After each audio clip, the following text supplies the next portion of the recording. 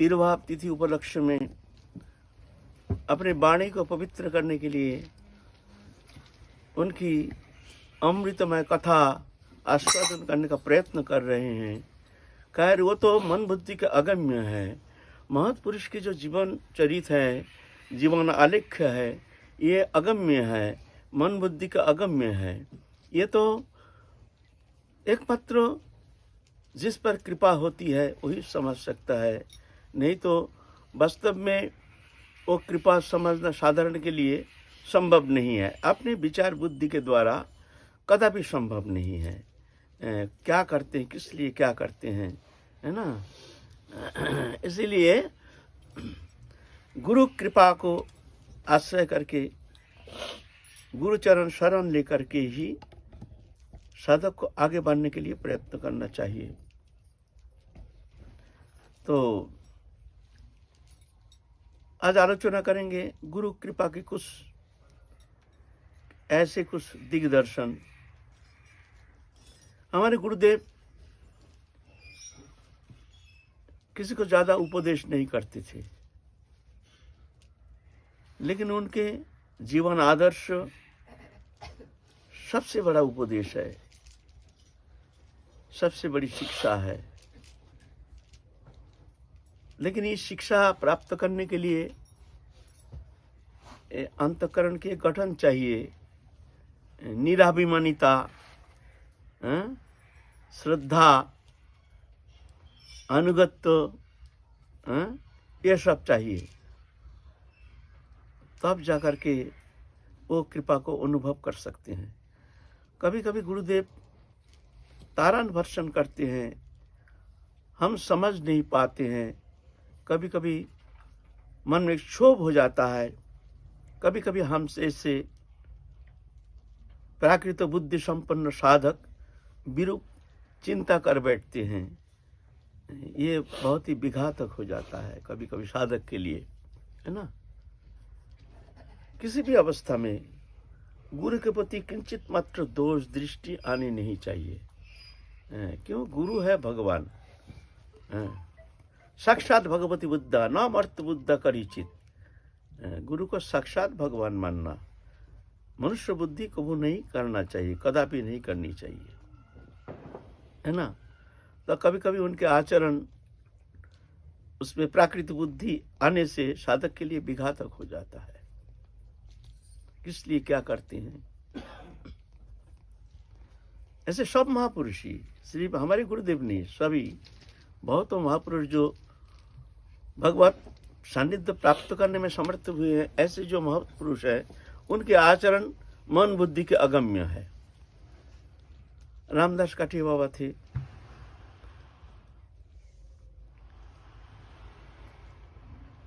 उनके जो शिष्य थे संत दास बाबा, कलकत्ता हाईकोर्ट के वकील थे। तो मन में हुई कि इच्छा हुई कि हम दीक्षा लेंगे, कहाँ से दीक्षा लेंगे। तो गए हैं कुंभ में। कुंभ में जा करके सब संत के पास बैठते हैं। विजय कृष्ण गोस्वामी थे उनके मित्र, उनके पास भी गए। मित्र होने का कारण वो सामर्थ्य है, लेकिन मित्र होने का कारण उनसे दीक्षा लेना माने वो तो एक मित्र भाव है ना, और ईश्वर भाव करना मुश्किल हो जाता है। तो जब विजय कृष्ण गोस्वामी ने उनको कहे हैं जो जाओ, यहाँ एक महत्पुरुष है रामदास काठिया बाबा, तुम उनके पास जाओ, वो एक महत्पुरुष है, उनको देखो, तुम्हारा पसंद आए तो वहाँ से दीक्षा ले लेना। तो संत दास बाबा गए हैं, जा करके सुनते हैं कि वो ज़्यादा शिष्य नहीं करेंगे, नीचे करो, ज़्यादा शिष्य नहीं करेंगे, दो चार ही करेंगे, शिष्य नहीं करेंगे। सब शिष्य लोग भी कहते हैं बाबा ये दीक्षा भिक्षा नहीं देते हैं, कोई आने से ही दीक्षा देते हैं, ऐसा नहीं देते हैं। तो सोचे ये तो दीक्षा देंगे नहीं, तो ऐसे चिंता कर रहे हैं। तो है तो अच्छे संत हैं, महत्पुरुष हैं, देखने में तो अच्छा ही लग रहा है, दृष्टा पुरुष ऐसे महसूस हो रहा है। तो लेकिन हम सुने हैं बाबा तो दीक्षा नहीं देंगे, ऐसे मन में चिंतन कर रहे हैं। काठी बाबा कह रहे हैं नहीं नहीं, अभी भी अच्छा आधार मिलने से हम दो एक और चेला बनाएंगे। अरे हमारे मन की बात कैसे जान लिया, हमारे मन की बात कैसे जान लिया? तो ये तो साधारण नहीं है। क्यों? हमने चिंता की है और वो चिंता करने का साथ साथ जवाब दे दिया। हाँ? फिर सोचते हैं ना ऐसे ही कहे होंगे, ऐसे ही कहे होंगे, लेकिन अगर दे दे तो दीक्षा तो हम ले लेंगे और हम उनसे प्रार्थना करेंगे, अगर दीक्षा दे देंगे तो ले लेंगे, ऐसा मन में सोच रहे हैं। तो काठी बाबा कहते हाँ हाँ दे देंगे तो वृंदावन आ जाना, वृंदावन आ जाना। अरे हमने मन में चिंता किया, कैसे कह दिया तुम वृंदावन आ जाना, दे देंगे। तो ये सिद्ध महात्मा है। अब निश्चय कर लिया, जो ये पहुंचे हुए संत हैं।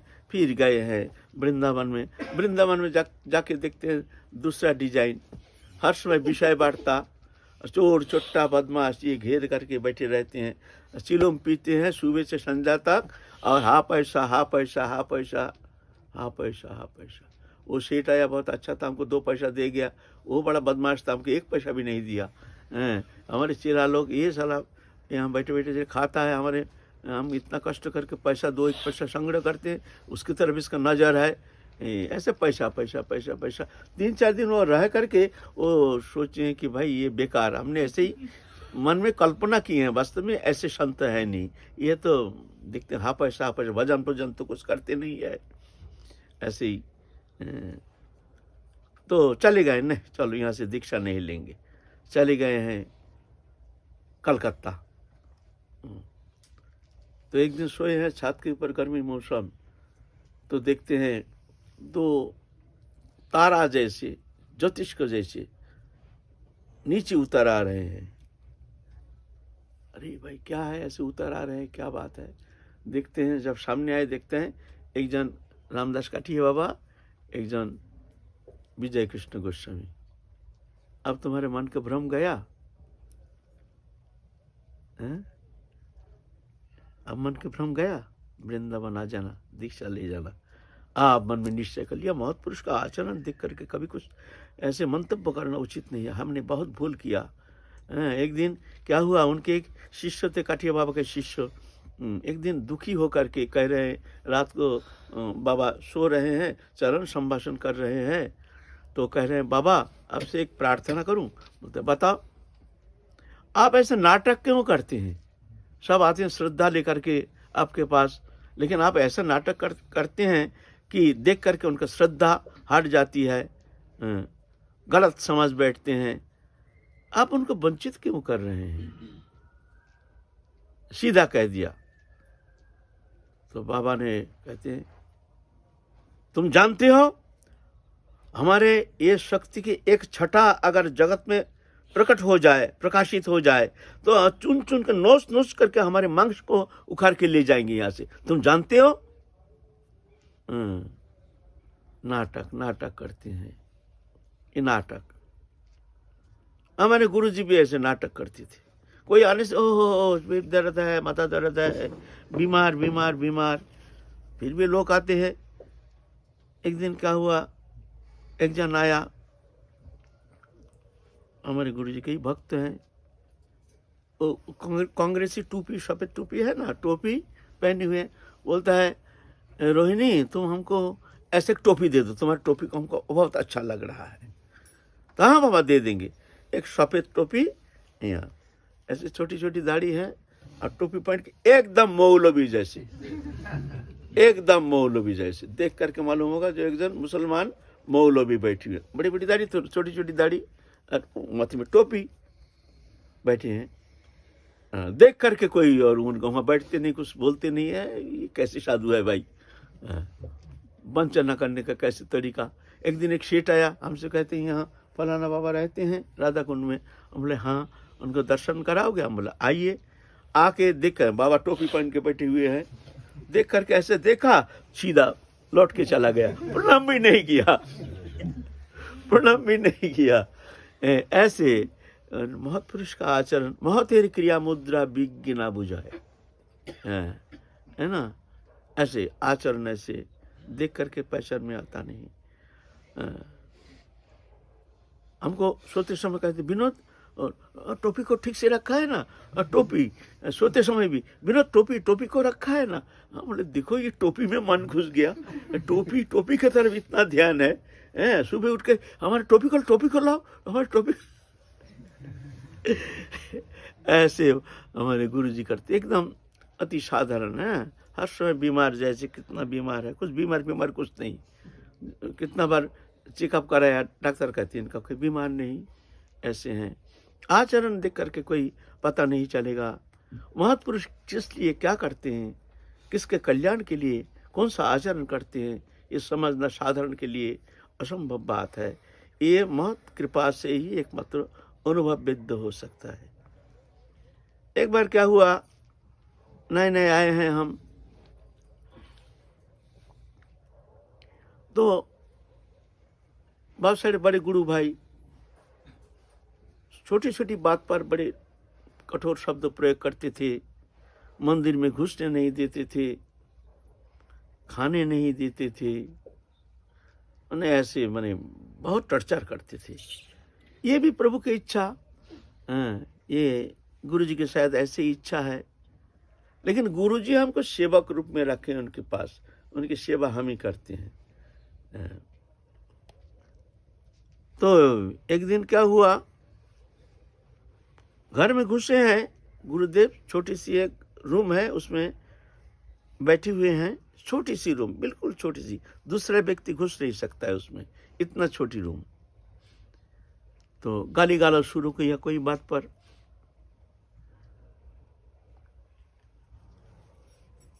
हम बाबा के पास जाके कहते हैं, बाबा अब देखें तो आप सुन रहे हैं ना, अकारण इस तरह से ये लोग गाली देते हैं, ऐसे उल्टा पल्टा बोलते हैं।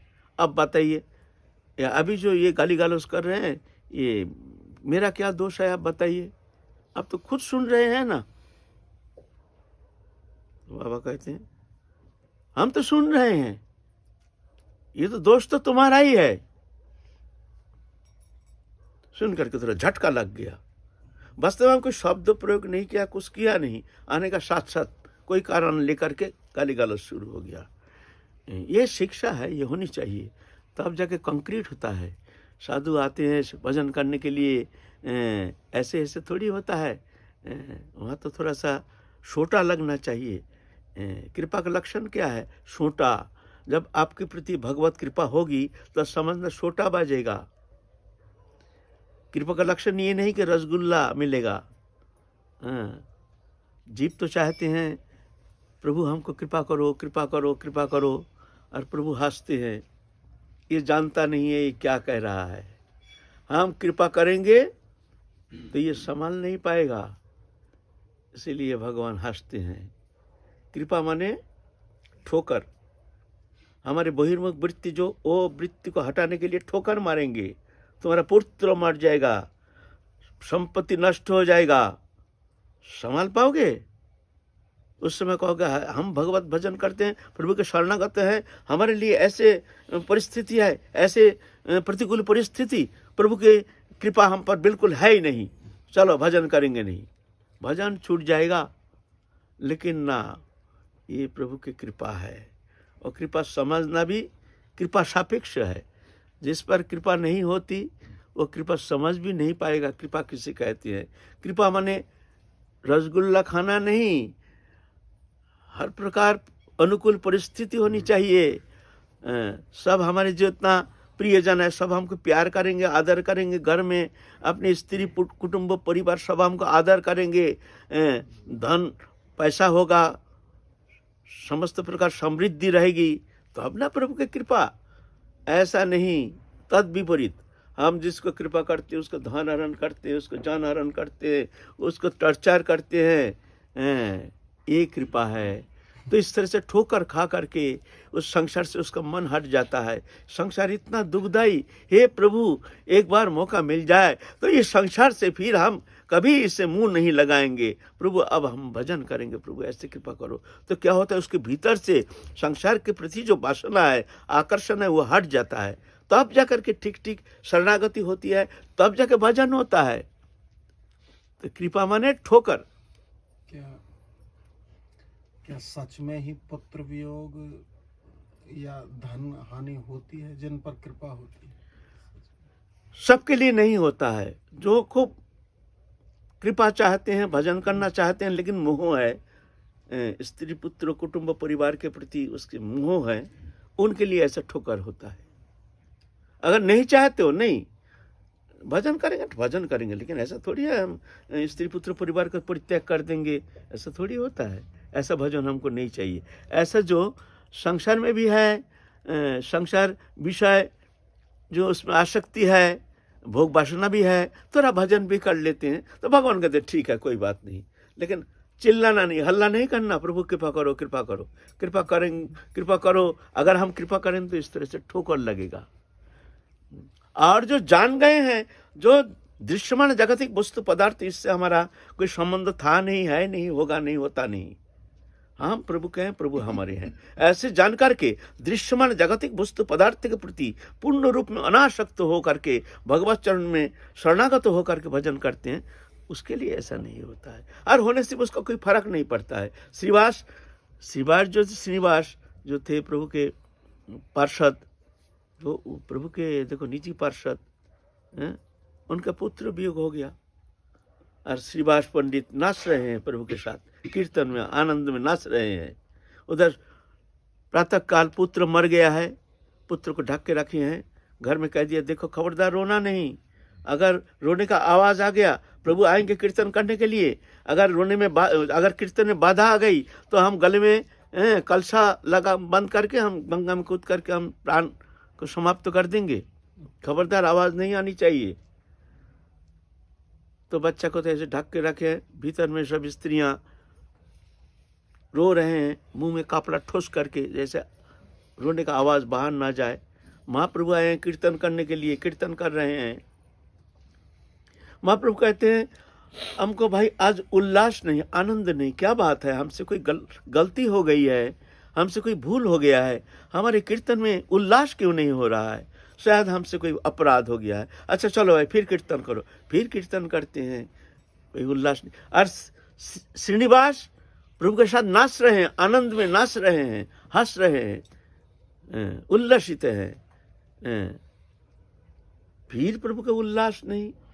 प्रभु कहते हैं अच्छा तुम लोग बताओ भाई, हमारे आज कीर्तन में आनंद क्यों नहीं आ रहा है, क्या हो गया है, किस कारण से हमारा आज उल्लास नहीं हो रहा है। फिर कीर्तन कर रहे हैं। प्रभु कहते हैं भाई आज रुको, आज कीर्तन होगा नहीं। ये बताओ, सही सही बताओ, आज श्रीवास पंडित के घर में कोई अमंगल तो हुआ नहीं, सही सही बताओ। और प्रभु तो जानते हैं ना अंतर्जामी। तो एक जन कहते हैं हाँ प्रभु, श्रीवास पंडित का पुत्र सुबह प्राप्ति हो गई है, ये बात है। श्रीवास पंडित की तरफ देख करके प्रभु एकदम आंख में आंसू आ गया, पुत्र भी हो गया, नाच रहे हैं, हंस रहे हैं, कोई चिंता नहीं, कोई कष्ट नहीं। तो श्रीवास पंडित से पूछा, श्रीवास पंडित कहते हैं कश्य के पति पुत्राद्या मोह एव ही कारणम। कौन किसका है, स्त्री पुत्र कुटुंब परिवार कौन किसका है, कोई किसका नहीं, मोह ही एकमात्र कारण। शरीर से संबंध हेतु, शरीर में आत्मबुद्धि के कारण शरीर संबंधी वस्तु पदार्थ में अपनापन, संपूर्ण अज्ञानता, ये जो संबंधित शरीर संबंधित जो वस्तु पदार्थ है ये पहले था नहीं, पीछे रहेगा नहीं, विश्व में दृश्यमान आगंतुक है, लेकिन इसको हमने अपना मान लिया, सत्य मान लिया, ये मोह है। मोह के कारण हम दुखी होते हैं, है ना। तो अगर तुम्हारे भीतर से ये मोह हट गया तो संसार तुम्हारा क्या बिगाड़ता है, कोई भी कुछ बिगाड़ता नहीं है। अगर मन में मोह है तुम्हारा तो जंगल तुम्हारा क्या सुधारेगा, वहां जाके भी तुम माया में फंस जाओगे, ऐसा है ना। तो ठोकर कब मारते हैं, जब उसको मोह ममता अधिक होता है और प्रभु से कहते हैं प्रभु कृपा करो, कृपा करो, कृपा करो, तब प्रभु ठोकर मारते हैं, ले कृपा, ले कृपा, है ना। अक्सर देखा जाता है कि जितने जितने महापुरुष हुए हैं इतिहास में, संपन्न परिवार से ही विशेष रूप से ज़्यादातर जो ऐसे दृष्टांत मिलते हैं कि ना, ऐसा बात नहीं है। से ही संपन्न परिवार और संपन्न परिवार ये नहीं तो पूर्व जन्म कृत सुकृति संपन्न, जन्म जन्म की सुकृति संपन्न जीवात्मा जो होता है वही भगवत अनुरागी हो सकता है, नहीं तो ऐसा थोड़ी होता है। तो ज़्यादातर जो संपन्न घर से आता है, वैराग लेकर के भगवत भजन के लिए आते हैं, तो वो परिपक्व होता है, क्योंकि वो देख के आया है ना। और कभी कभी गरीब घर, भिखारी घर से खाने का नहीं, पहनने का नहीं, कुछ वस्तु नहीं, पदार्थ नहीं, भोग्य पदार्थ नहीं, इच्छा है लेकिन कोई साधन नहीं, आ जाता है भजन करने के लिए। क्या करें भाई, चलो वृंदावन में चलो तो खाने को तो मिल जाएगा। ऐसे जो साधु बनते हैं उसको आगे चलना मुश्किल हो जाता है। जब भी ऐसे वस्तु पदार्थ का संयोग हो जाता है तब जाकर भजन छूट जाता है, उसी में वो रम जाता है। आश्रम, मंदिर आदि ये सब भोग्य पदार्थ में उसका मन लग जाता है, ऐसा होता है ना। तो ठीक है, हमारे जो विषय वस्तु है, हम कहते हैं बाबा हमने क्या गलती किया, इस तरह से हमको गाली दे रहे हैं। बोले दोष तो तुम्हारा ही है, दोष तुम्हारा ही है। हम बोले ठीक है, हमारे दोष है, अच्छा है, हमने मान लिया, आप बता दीजिए क्या दोष किया हमने। तो हम उस दोष को विचार के द्वारा हम उसको दोष से मुक्त हो जाएंगे, कोशिश करेंगे जैसे भूल हमसे ना हो। अब बता दीजिए क्या दोष किया हमने, हमको तो देखने में कुछ आता नहीं है। बोलते तुमको देखने में आता नहीं है, यही तो तुम्हारा दोष है, तुम अपना दोष देखते नहीं हो, यही तो तुम्हारा दोष है, यही तो तुम्हारा अहंकार है।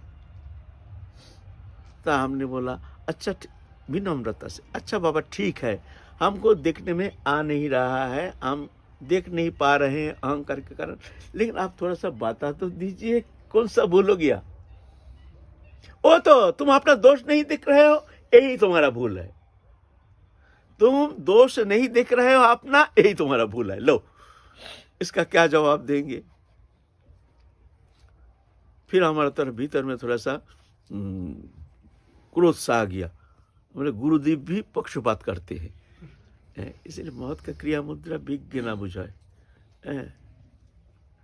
फिर ऐसे जब हो गया तो हम बाहर गए, जाकर के हमने सोची ये बुद्धि तो हमारी अच्छा नहीं, हमारे विवेक हमको टोक रहा है, ये बुद्धि तो अच्छी नहीं, गुरु जैसा कहते हैं उस पर भी हमारे विश्वास नहीं, हम इसमें हमारे संदेह आ गया। मन में सोचे हैं कि गुरु पक्षपात करते हैं, ऐसा तो होना नहीं चाहिए, ऐसे बुद्धि तो विघातक है। गुरु जैसे कहते हैं उसमें कोई संदेह नहीं होना चाहिए, संदेह आ गया तो मान लो वो तुम्हारे लिए विघातक हो जाएगा। तो हम क्या करें, फिर मन ही मन में गुरुचरण चिंता करके प्रार्थना करें, हे गुरुदेव हमको कृपा करो, हमको समझा दो, हमारी बुद्धि दो, हमारी बुद्धि विपर्यस्त है, हमसे क्या गलती हो गया है, अब हमको क्या करना चाहिए, अब हमको ऐसे बुद्धि दो। तो भीतर में ही बुद्धि दे दिया, बुद्धि दे दिया। ये हमारे भीतर से जैसे कह रहे हैं देखो ये वैष्णव जगत है, किसी का दोष देखना, वैष्णव का दोष देखना, बड़े गुरु भाई का दोष देखना, ये सबसे बड़ा दोष है। तुम हर स्थिति में अपना दोष देखोगे, हर स्थिति में दूसरा का दोष देखोगे ही नहीं। कोई वैष्णव का दोष दर्शन करने का तुम्हारा अधिकार है नहीं, हर स्थिति में तुम अपना दोषानुसंधान करोगे, यही वैष्णव मार्ग है। ऐसा होने से तुम आगे बढ़ सकते हो, नहीं तो अहंकार के कारण अगर तुम अपने को निर्दोष देखते हो, समझते हो, तो समझना ये तुमको आगे बढ़ना तुम्हारे लिए कठिन हो जाएगा। फिर हम सुबह आए हैं गुरु जी को प्रणाम करने, उसमें गुरुदेव सिख यही शब्द कह रहे, देखो विनोद ये वैष्णव जगत है, बड़ा गुरु भाई अगर अकारण प्रहार भी करता है तो तुम अपना दोषानुसंधान करना, ये भक्ति मार्ग है। यहाँ हर स्थिति में तुम हार जाना, यहाँ हारना ही विजय है। यहाँ जो हार जाता है वो विजय प्राप्त करता है, जो जीतता है वो ठोकर खाता है। यहाँ जीतना नहीं, यहाँ तो फिर कहते हैं क्या, बड़े विनम्रता से, बड़े एक व्यथा भरा आवाज निकला गुरुदेव के मुख से, देखो विनोद, हम लोग सब हार करके ही तो भजन करने आए हैं, सब हार करके, हम लोग सब हार करके ही हम लोग आए हैं भजन करने। आप क्या जीतने का प्रयास है? ये हारना ही भजन है। यहाँ सब नहीं देखे पर दोषा, वैष्णव का दोष देखना तो बहुत दूर की बात है, किसी का ही दोष मत देखो। जो हो रही है प्रभु की इच्छा, जो होगी प्रभु की इच्छा, जान करके अपना दोषानुसंधान करो, इसमें तुम्हारा कल्याण है। देखो कैसे आचरण के द्वारा हमको शिक्षा दिए हैं। तो ये महत्पुरुष की क्रिया मुद्रा समझना बहुत कठिन बात है। भाग्यशाली जो होता है, जो शरणागत होते हैं, प्रभु कृपा से, गुरु कृपा से, वही जान सकता है। नहीं तो विपरीत बुद्धि के कारण कभी कभी विपदगामी हो जाता है। ये भक्ति मार्ग ऐसा है। इस विषय में फिर आलोचना करेंगे एक दिन। सूर्य के किरण हर जगह समान देते हैं, सूर्य किरण देते हैं, लेकिन उसका प्रतिफलन क्षमता जो है, रिफ्लेक्शन कैपेसिटी, हर जगह समान नहीं होता है। जैसे वस्तु स्वच्छ होता है, स्वच्छता के अनुसार वहाँ रिफ्लेक्शन ऐसा होता है। सूरज किरण समान दे रहे हैं, लेकिन रिफ्लेक्शन अलग अलग। जैसे कांच में उसका रिफ्लेक्शन एकदम सूरज के जैसे प्रकाश, स्वच्छ वस्तु में प्रकाश, पत्थर में कोई प्रकाश नहीं है। तो ये सूरज किरण की कोई तारतम्य नहीं है, वस्तु के स्वच्छता के ऊपर उसके प्रतिफलन। तो ऐसा ही जो स्वच्छ हृदय होता है, उस हृदय धारण करने में समर्थ हो जाते हैं। माने गुरु शब्दों, गुरु वाक्य को धारण कर लेते हैं। धारण करने से बहुत जल्दी वो फलीभूत हो जाता है। जा करके उसमें बहुत सारे क्रिया देखने में आता है, ये बात है। और जो ये धारण नहीं करते हैं, दोष दृष्टि से ले लेते हैं, जो गुरुदेव ऐसे कहते हैं, ऐसे कहते हैं, ये तो उचित नहीं है, ऐसे क्यों करते हैं, हमसे ऐसे व्यवहार करते हैं। गुरुदेव किसी को प्यार करते हैं, हमसे प्यार नहीं करते हैं। ऐसे जब विचार आ जाती है तब जा करके मुश्किल होता है ना। कृपा सबके लिए बराबर है। भगवत कृपा, गुरु कृपा, ये कोई पक्षपात दोष दुष्ट नहीं है। गुरु के सब शिष्य हैं। कोई साधन में बहुत आगे निकल जाता है और कोई चक्कर खा के संसार चक्कर में चला जाता है। तो गुरु किसी को चक्कर में संसार में भेज रहे हैं और किसी को भजन में आगे ले जाते हैं, ये कोई बात है ना। वो हृदय के स्वच्छता ये धारण कर नहीं पाया, और वो धारण कर लिया, जो धारण कर लिया वो निकल गया। कृपा ऐसी है। दिस मूवमेंट अगर वो समझ नहीं आ पाए और बाद में वो समझ आए तो क्या दोष नहीं रहेगी?